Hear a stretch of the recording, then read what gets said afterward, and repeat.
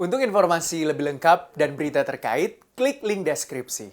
Dan jangan lupa juga untuk download aplikasi CNBC Indonesia yang tersedia di Play Store dan juga App Store. Jangan lupa subscribe ya. Jelas gini, energi terbarukan memang punya karakter keekonomian berbeda-beda tergantung pada teknologinya dan juga lokasinya ya. Karena ini kan sumber daya yang sangat site spesifik. Tapi kalau kita lihat misalnya tren secara global, misalnya teknologi untuk harga biaya investasi untuk pembangkit listrik tenaga surya itu semakin menurun. Bahkan sekarang itu rata-rata untuk pembangkit listrik tenaga surya untuk skala besar itu harganya di bawah 4 sen per kWh, jauh lebih murah dibandingkan pembangkit listrik tenaga uap yang dari batu bara. Kemudian angin juga sudah mengarah ke sana. Kira-kira rata-rata sekarang 4 sampai 5 sen dolar per kWh, jauh lebih murah dari PLTU. Jadi sebenarnya kalau kita bilang pembangkit energi terbarukan itu mahal, itu nggak tepat juga. Nah, yang perlu dilakukan sebenarnya adalah bagaimana metode lelangnya. Karena kita lihat misalnya untuk PLTS maupun PLTB yang skala besar,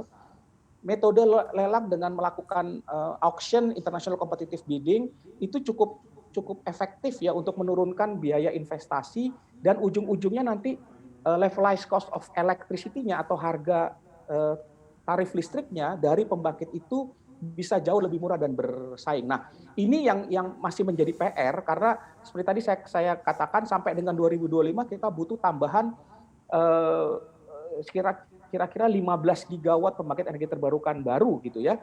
Nah, ini yang sebagian besar kami lihat yang bisa dipenuhi oleh PLTS. Jadi kombinasi antara PLTS atap maupun PLTS ground mounted dan juga floating. Nah, untuk PLTS yang skala yang ground mounted maupun floating yang dibangun di atas danau,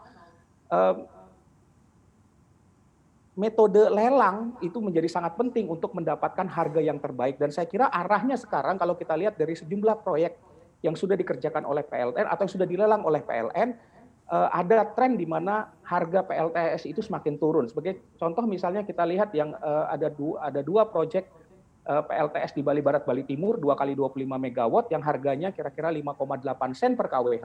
Kemudian floating PV yang ada di Cirata itu juga sudah mendapatkan harga kira-kira 5,8 sen per kWh. Kami juga dapat informasi ada beberapa lelang PLTS di tempat lain yang bisa mendapatkan harga di bawah 4 sen per kWh. Jadi kita lihat sebenarnya tren harga ini sudah mulai turun gitu. Jadi kalau di harga apa yang harus ada? Kepastian harga yang merefleksikan atau mencerminkan tingkat risiko dan juga biaya investasi dan tingkat pengembalian investasi yang wajar bagi si tentunya itu akan membuat para investor